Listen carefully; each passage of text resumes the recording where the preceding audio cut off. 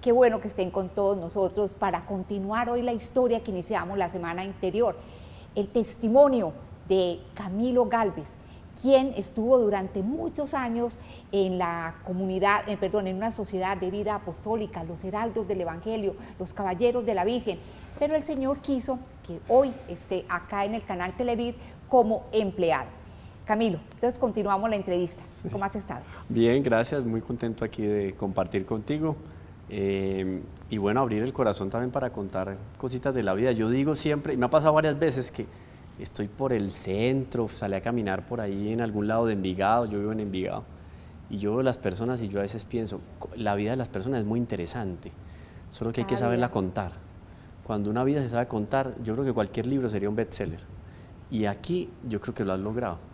O sea, no, en estas conversaciones uno dice, ve, qué interesante es mi vida. Sí, todas las vidas son interesantes. Yo creo que todas las vidas, claro. Siempre hay algo que escudriñar, cada día es una mina. Es la acción de Dios en cada corazón, y eso es muy interesante. Así que gracias por invitarme. Depende del pico ahí para sacar lo mejor de cada persona. Es verdad. Bueno, Camilo, entonces nos quedamos en el punto en que usted le dijo el sí a Dios en esa comunidad, en la sociedad de vida apostólica Caballeros de la Virgen. Nos quedamos en ese momento. ¿Cómo fue para usted? Porque me parece muy irónico que usted, que quería ser militar, terminara vistiendo un hábito que es muy militar, que recuerda incluso esas milicias de la Edad Media. Sí, sí. Inspirado también de alguna manera en las órdenes militares, ¿no? Exacto. De la Edad Media. El fundador de los Heraldos, Monseñor Juan Cla Díaz, discípulo del doctor Plinio Correa Oliveira, porque digamos que es toda una espiritualidad que se va transmitiendo.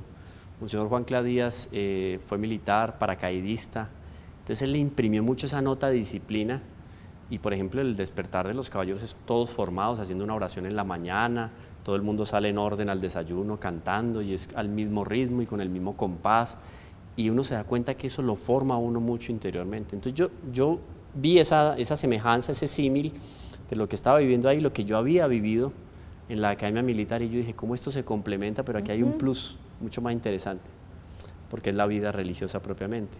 Entonces ahí yo dije, esto es lo mío, y de ojos cerrados me entregué y me fui a Brasil. Exacto, allá entonces se consagró a la Virgen María, como ya dijo, bajo el método de San Luis María Griñón de Montfort. ¿Cómo fue para usted durante mucho tiempo, Camilo, llevar a la Santísima Virgen María con esa solemnidad, con esa reverencia a tantos sitios en el mundo? Pues 20 años, Miriam, 20 años es tiempito. Sí, 20 años, yo me acuerdo, nosotros íbamos de misión a diferentes lugares, municipios, departamentos aquí en Colombia, hicimos misión en Ecuador, en Brasil obviamente nos tocó misión, en Europa, pero uno decía, primero algo muy interesante es ver la afinidad que existe de aquel que es bautizado aquí, en cualquier rincón de Medellín, con el que es bautizado en cualquier rincón de Roma, en cualquier rincón de Sao Paulo, Brasil. O sea, somos una gran familia. Esa es de las cosas que yo creo que uno aprecia más como misionero, ver cómo la iglesia está en todo lugar, pero permanece y siempre es la misma, hay un mismo espíritu. Entonces uno se encontraba en unos lugares con unas pobrezas, o sea, una pobreza impresionante, pobreza material, otros lugares con mucha riqueza material, pero con mucha pobreza espiritual. Veía uno de todo, pero uno decía, ¿cómo Dios cambia el alma de las personas? Me acuerdo que una vez una niña se acercó a nosotros en una peregrinación de la Virgen. Muchos de los que están viendo el programa recibieron la visita de la Virgen a la casa. Eso era una emoción impresionante. Entonces el hijo llamaba, mi mamá está cumpliendo años, tráigame a la Virgen, que ella es el mejor regalo para ella. Uno llegaba con la Virgen, la señora literalmente se desmayaba de la felicidad. Milagros, nos tocó ver milagros impresionantes, de tal manera que uno llegaba con la Virgen porque habían secuestrado a una persona. Eso nos tocó en Cali, por ejemplo. Llegamos con la Virgen a un hogar, la colocamos ahí, empezamos a rezar, terminamos el rosario y llamaron a decir que la persona había aparecido. Pues cualquiera podría decir, no, coincidencia, sí, pero es que fueron casos así, o sea, fueron muchas coincidencias, y uno dice, no, es la mano de Dios. Y las conversiones, una niña que llegó una vez, estábamos en una familia, y la niña se acercó llorando a uno de nosotros, y le dice, ¿sabes una cosa? ¿Te puedo decir algo? La niña, 12, 13 años, yo soy una niña completamente infeliz. Yo vi ese apartamento, unos 250 metros cuadrados. Lo que la niña tenía puesto y lo que se veía pues de adornos, ornamentos en la casa, uno decía, esto es una familia muy bien. La niña era infeliz. Empezamos a hablar con la familia, con el papá, la mamá, en medio del rosario, tal. Después tuvieron tal cambio de vida impresionante. Uno decía, aquí no obligamos a nadie. Fue el Espíritu Santo que empezó a trabajar en esta familia. Y era eso, la acción de la Virgen llegando a un hogar. Y así, conversiones, pero radicales. ¿Fruto de qué? De la gracia, de la visita a la Virgen. ¿Por qué siempre la Virgen de Fátima? ¿Por qué? Bueno, la Virgen de Fátima tiene un mensaje que permanece actual. La Virgen de Fátima se aparece en 1917, le da un mensaje a unos niños. Es totalmente profético porque a los niños ya les hablaba de Rusia, los males y los errores en los cuales iba a caer Rusia. El Papa va a sufrir mucho, ya hablaba inclusive, parece ser, del atentado del mismo San Juan Pablo II, que fue un 13 de mayo, etcétera. Un mensaje que se mantiene muy actual. Y fue una de las grandes devociones del fundador. Cuando él conoció a la Virgen de Fátima propiamente, tuvo la oportunidad inclusive de llegar a conocer muy de cerca a la hermana Lucía. Él dijo, en esto se fundamenta nuestra espiritualidad. Entonces Fátima empezó a jugar un papel primordial en los caballeros de la Virgen y fue lo que también proyectó la misión de los caballeros. Aquí se hacían peregrinaciones, nosotros fuimos, o sea, nos tocaba ir en tren con la Virgen, en carro de bomberos, nos subíamos en el carro de gas, nos subían en caballo con la Virgen, nos tocaba cargar a la Virgen por encima de no sé qué caminos rurales impresionantes para llegar a unas lomas donde vivían 3 familias, en lancha, esto, y uno decía, es impresionante el instrumento de evangelización que es María, porque donde llega María, deja el nombre de Cristo. Incluso usted me decía fuera de cámaras que llegaron a través de los caballeros, llegaron a repartir más de 10 millones de estampitas de la Virgen María. Eso es uno de los grandes, digamos, de las grandes epopeyas de la comunidad aquí en Colombia, fue eso de repartir las estampas de la Virgen, de tal manera que uno llegaba a cualquier casa y tenían la imagencita de la Virgen. ¿Y cómo recibió esa virgencita? No, la gente comentaba, por ejemplo, es una imagen muy sencilla porque era una foto, que digo yo, la policromía era muy simple porque no teníamos recursos, se mandaba en un sobre de Manila y cuando uno abría el sobre sacaba la imagen y es una foto de la Virgen peregrina, de una imagen de la Virgen que lloró milagrosamente en Nueva Orleans en la década de los 70 y es una imagen muy milagrosa. Esa foto es de esa imagen y cuando uno ve esa foto es muy tocante y eso se repartió como confeti, se repartió esa imagen de Nuestra Señora. Fue uno de los grandes logros de la comunidad en esa época. Camilo, ¿qué lo enamoró tanto de la Santísima Virgen María? Usted que la fue conociendo poco a poco, que la llevaba por tantos lugares, ¿qué lo enamoró particularmente? ¿Alguna cualidad de ella? ¿Qué? Sí, yo creo que coincide con la teoría porque claro, siendo teólogo no puedo dejar de ligar con lo que aprendí pues propiamente de doctrina, pero uno lo evidencia en la vida de misionero, porque la vida de misionero es dura, sí. Algunos dirán, no, es más sencillo porque está allá, ya se lo dan todo, vive tranquilo, no tiene problemas. Los problemas se transliteran en otro tipo de acciones, pero los problemas siguen existiendo y las exigencias de la vida siguen existiendo. Entonces ahí es donde uno se da cuenta que la Santísima Virgen es plenamente maternal con cada uno de nosotros. Misericordia, o sea, la misericordia de Dios se manifiesta de una manera plena y evidente en la Santísima Virgen, y eso me marcó. O sea, porque yo no puedo hablar de santidad, nos falta mucho todavía para eso. Y uno da unos pasitos para acá, unos pasitos para allá, pero muchas veces los pasos fueron para atrás también. Y la Virgen, a pesar de eso, le dice a uno, tranquilo que yo estoy a tu lado porque yo soy madre, estoy dispuesto a perdonar. Eso lo marca a uno. Yo creo que es lo más importante de la devoción a la Virgen.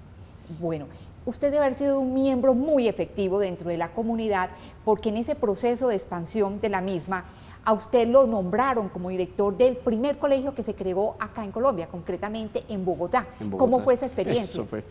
Miriam, eso fue una epopeya porque nosotros logramos conseguir el hermano Gabriel Escobar, todavía él está en la comunidad, un hombre muy pujante. Él logró hacer unas conexiones y nos alquilaron una finca en Bogotá, de la famosa familia Brigar, los Brigar de Bogotá, era de Monseñor Brigar, la finca se llamaba Yerbabuena. Claro, él consiguió que nos la alquilaran, pero no teníamos plata para pagar el alquiler. ¿Qué vamos a hacer ahora? En la época era platica y la finca era muy grande, lindísima, una casa colonial. Nos fuimos a vivir allá, a hacer la experiencia pues, de vida comunitaria allá, y ¿con qué vamos a pagar? Dijimos, no, pues organicemos retiros espirituales los fines de semana. Organizamos retiros espirituales los fines de semana y logramos pagar pues lo básico para tener la casa, pero vamos a hacer solo los retiros, no hagamos la experiencia del colegio.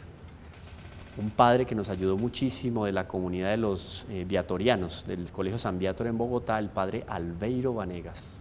Un saludo para el padre Albeiro, nos dio la mano, comenzamos la experiencia del primer colegio. Eso fue pues sin saber nada, uno con la formación profesional, pero de fundar un colegio, monte el PEI, etcétera, bueno, nos lanzamos a eso, gracias a Dios fue efectivo con la bendición de la Santísima Virgen.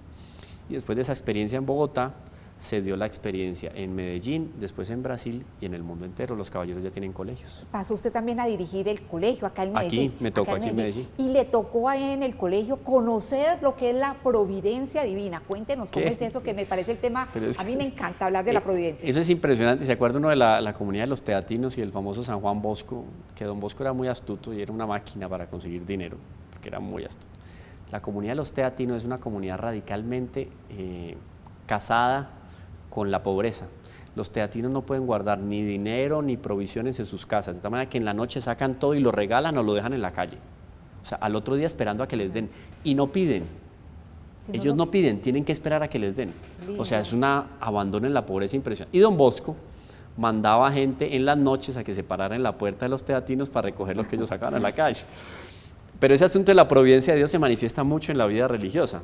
Y en algún momento nosotros estábamos ahí, me acuerdo perfectamente, donde había unas escaleritas para bajar de la casa principal a la calle que entraba a la casa, una casa muy grande ahí en la Loma de los Balsos. Pues nosotros vivíamos ahí casi 30 personas. Nosotros nos subíamos al murito y ahí conversábamos y hablábamos. Estaba yo hablando con el hermano Henry Restrepo. Y el hermano Henry Restrepo me dice, hermano Camilo, no tenemos para mercar esta semana. Ay, ¿cómo así? Pues mercar para 30. Y esos los que vivían ahí eran más o menos 30, más los profesores que ya teníamos ahí. Ellos almorzaban ahí porque les damos almuerzo a los profesores, a los niños que estudiaban y a todos los empleados. O sea, el gastico en mercado era grueso. Grande. Y no había nada. Entonces yo, pues esperemos, ¿qué vamos a hacer? Esperemos mañana a ver qué pasa. No había ni a quién pedirle ni de dónde sacar. Nos fuimos cada uno a su lugar cuando timbraron y era una familia. Y una familia muy particular, entonces me llamaron a mí para que la atendiera. Yo fui y los atendí, el señor era militar, venía con la esposa, me dijo, no, es que la Virgen me hizo un milagro, venía yo a pagarle la promesa, a ir a la capilla. La gente venía con frecuencia a la capilla, normalmente iba a la capilla. Él estuvo en la capilla, rezó, yo lo esperé ahí en la salita, cuando salió, le dije, venga, siéntese, conversemos un ratico, le ofrecí un cafecito, esto y lo otro. Bueno, gracias por la visita, hasta luego, yo los acompaño. Cuando los acompañé ya a salir, sacó un sobrecito, y me dice, mire hermano, un regalito ahí para la Virgen. Y yo, bueno, muchas gracias, no se me... Bueno, lo guardé. Cuando se fueron, yo llamé al hermano Henry y le dije, mire, aquí como que dejaron un donativo, no sé.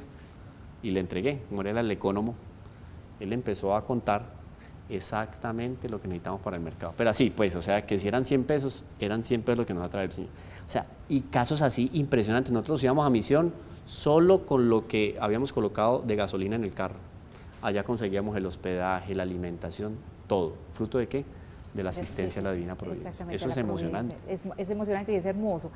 Camilo, ¿cuánto tiempo estuvo en la comunidad? 20 años. Bueno, por motivos que no vamos a entrar a como a esculcar, que por qué, qué pasó, no. En un determinado momento usted dice, yo me quiero abrir a otras experiencias, a otros caminos y demás. ¿Cómo fue para usted un día cualquiera despertarse y ya no estar dentro de esos muros donde los que estuvo tanto tiempo? Que es muy complejo, yo me enfermé, bajé de peso, me acuerdo que me dio un brote en la espalda, una cosa impresionante, el estrés, porque ese cambio de vida es como uno volver a nacer, literalmente, porque uno queda en el mundo y uno dice, bueno, ¿y ahora de mí qué?